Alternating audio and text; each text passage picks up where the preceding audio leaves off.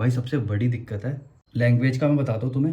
Hi guys, welcome back to another video. क्या हाल है सबके? आई होप सब मजे में हैं। तो भाई इस वाली वीडियो में ना, ये वाली वीडियो होने वाली है भाई one of the most interesting video, क्योंकि इस वीडियो में जो बात करने वाला हूँ वो है भाई बहुत तगड़ा टॉपिक है वो, और वो सही में तुम्हारे बहुत काम आएगा।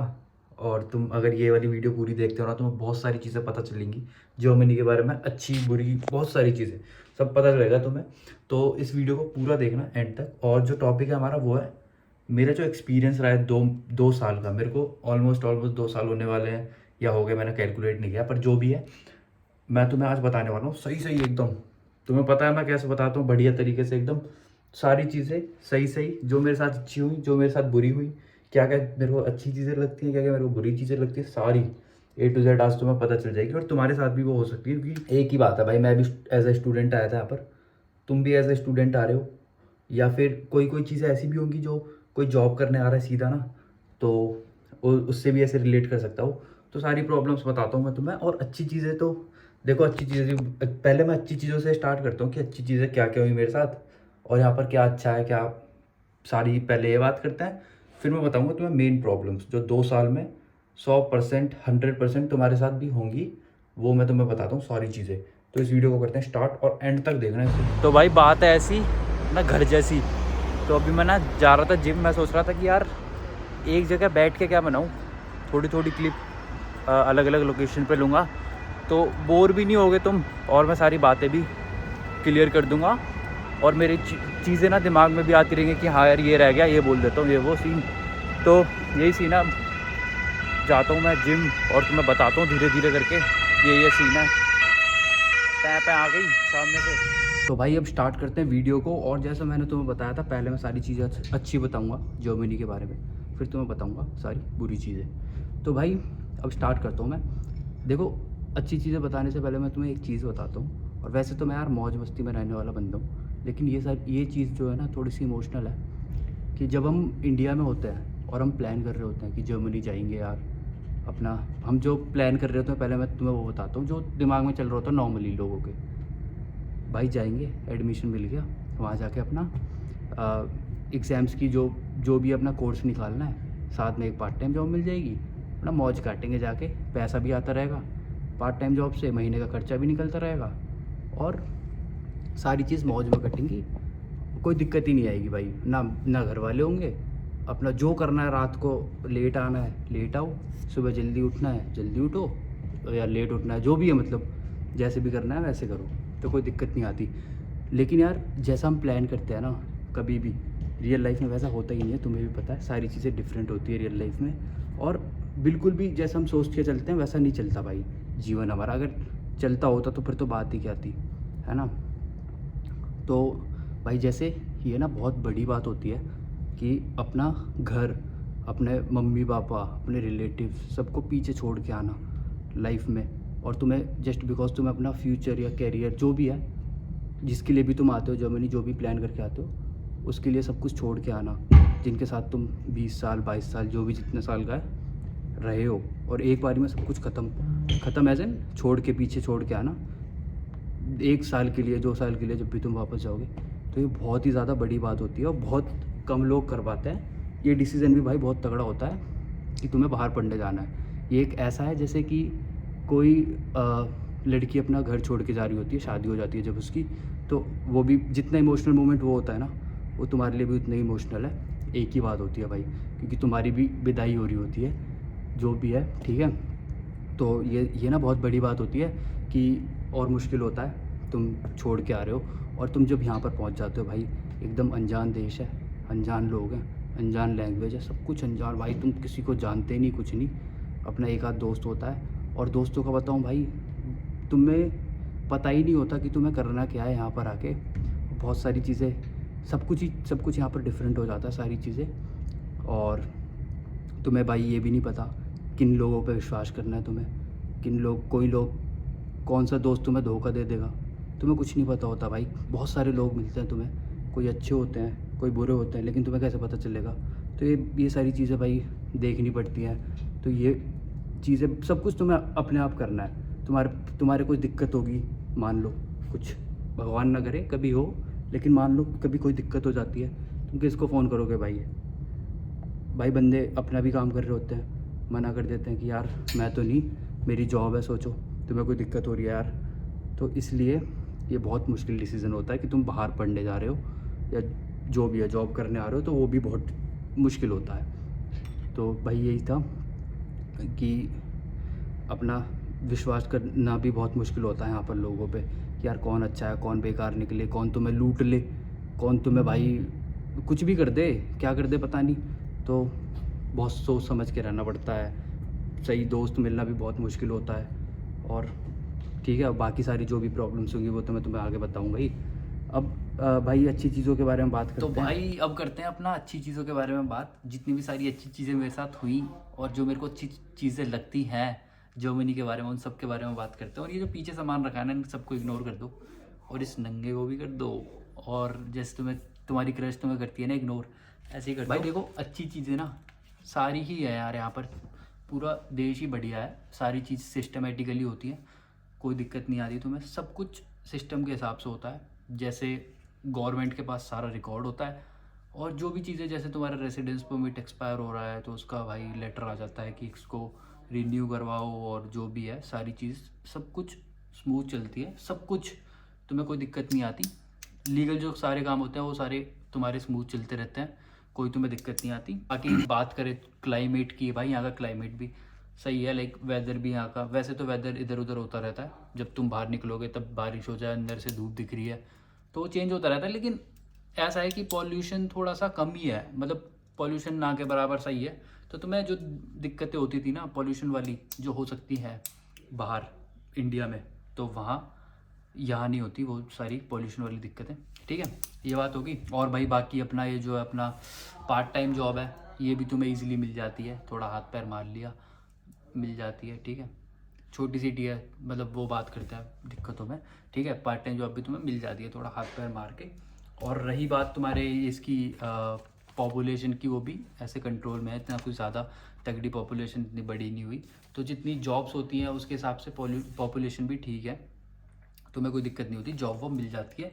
और मैं दोनों जॉब के बारे में बात कर रहा हूँ, जो पार्ट टाइम जॉब होती है वो भी, और जो नॉर्मल जो जॉब होती है जो तुम पढ़ाई करने के बाद फुल टाइम जॉब करते हो, वो भी दोनों मिल जाती हैं, कोई दिक्कत नहीं होती बस। लेकिन ऐसा मत सोचना कि भाई शिवम भाई ने बोल दी कि हाँ जॉब मिल जाती है तो मिल जाएगी, अब कोई दिक्कत ना जर्मनी जाके। लेकिन ऐसा है कि तुम्हारे पास स्किल्स होनी चाहिए भाई, ऐसा नहीं कि तुम्हारे पास स्किल्स ही नहीं है, तुम कह रहे हो कि भाई जाते ही जॉब मिल जाएगी, ऐसा नहीं, स्किल्स होनी चाहिए तब मिल जाती है जॉब, कोई दिक्कत नहीं आती, इसी तगड़ी कोई दिक्कत नहीं आती। ठीक है, यहाँ पर जो है अपने पब्लिक यूनिवर्सिटीज़ की फ़ीस भी कम होती है। फ़ीस मतलब पब्लिक यूनिवर्सिटी है तो भाई तुम्हें वो सेमेस्टर कंट्रीब्यूशन देना पड़ता है, और अगर बार्डन ब्यूटेनबर्ग में हो तो 1,500 यूरो फीस भी देनी पड़ती है। तो ये फ़ीस भी भाई तुम्हारी निकल जाती है। फाइनेंस की बात करें तो मैनेज हो जाता है, पार्ट टाइम जॉब से तुम सेव भी कर सकते हो भाई थोड़ा, और तुम्हारा वो भी देखा जाता है, क्या बोलते हैं, ये फ़ीस भी निकल जाती है अगर पब्लिक यूनिवर्सिटी में हो। तो प्राइवेट में भी निकल जाती है भाई अगर 2-3 हज़ार यूरो है, लेकिन अगर उससे ज़्यादा है फिर दिक्कत आती है भाई, फिर तो मंगाने पड़ेंगे, बात कर लो घर में। ठीक है, बाकी भाई यहाँ के लोग भी बहुत फ्रेंडली होते हैं, तो अगर तुम चाहोगे किसी से बात करना ना और जाके बात करोगे तो भाई बहुत प्यार से बात करते हैं, बहुत अच्छे से, तो वो भी कोई दिक्कत नहीं है, बहुत अच्छे लोग होते हैं यहाँ पर।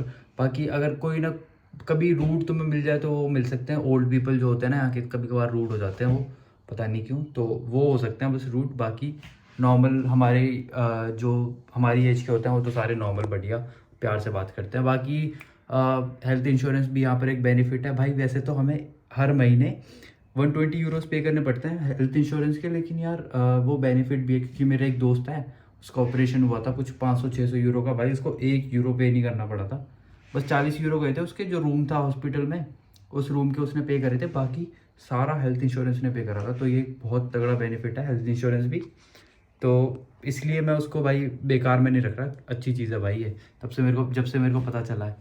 तो ये सीन है।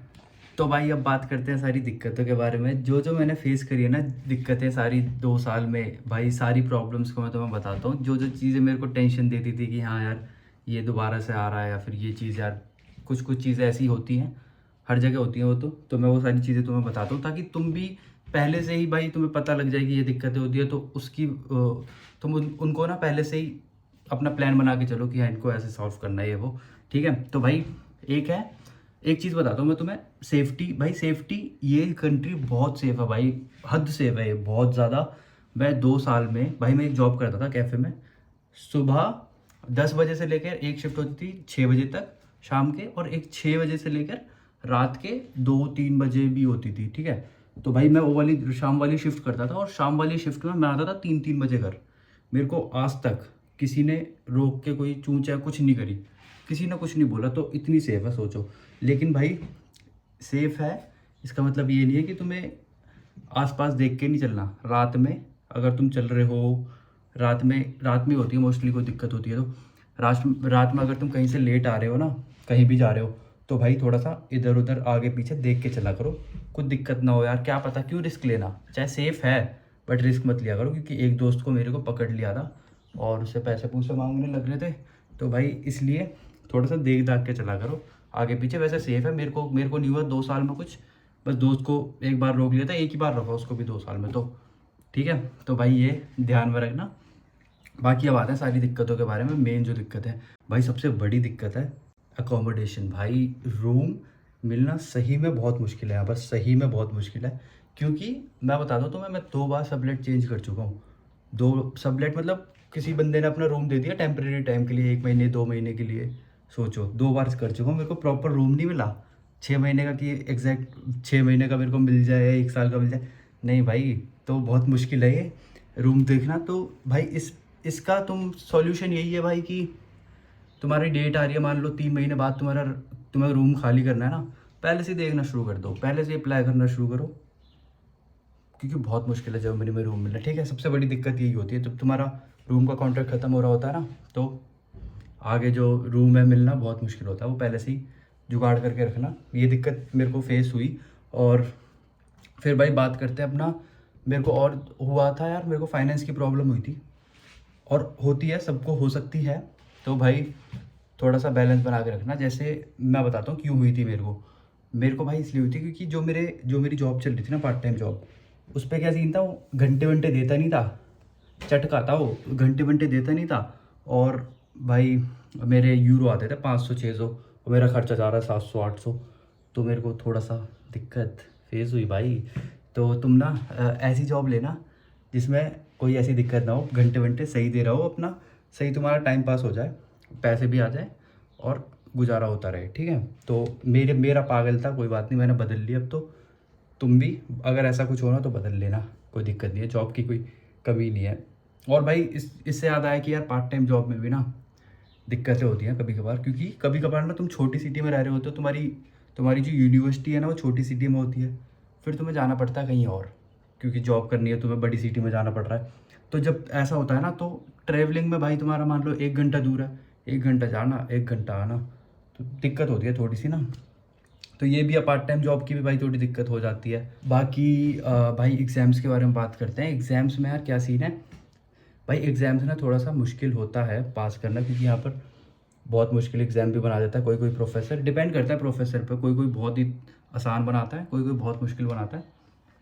तो जैसे हमारी आदत पड़ी हुई होती है, मिनिमम जो हमारा पासिंग मार्क्स है वो है 33% इंडिया में, और यहाँ पर भाई सीधा 60% हो जाता है। तो थोड़ी सी प्रॉब्लम होती है पास करने में, मुझे तो हुई। अगर कोई बहुत ही तगड़ा इंटेलिजेंट बच्चा है भाई फिर तो नहीं होगी उसे, पर मुझे तो हुई। तो ये सीन है। और भाई नेक्स्ट हमारी जो मेरे को लगता है कि हाँ ये दिक्कत है बहुत बड़ी, वो है वीज़ा एक्सटेंशन। अगर तुम इसमें भी भाई वो लक वाली बात है, अगर लकी है कोई बंदा, उसको पूरे कोर्स का भी मिल सकता है 3 साल का सीधा।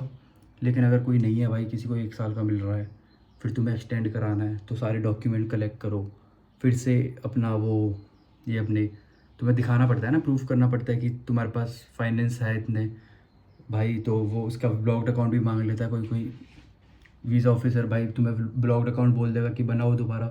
तो वो थोड़ी दिक्कत है, थोड़ी टेंशन है यार, क्योंकि बार बार तुम्हें लाइन में लगना पड़ता है अगर तुम्हारा रिप्लाई नहीं करा मेल का, तो दिक्कत हो जाती है। क्योंकि मेरे साथ हुई है, मेरे को एक बार फिक्शन दिया भाई 6 महीने का, वीज़ा 1 साल का दिया था पहले मेरे को, रेसिडेंस परमिट, फिर फिक्शन दिया, तो थोड़ी सी प्रॉब्लम है ये भी भाई। बाकी अपना लैंग्वेज का मैं बताता हूँ तुम्हें।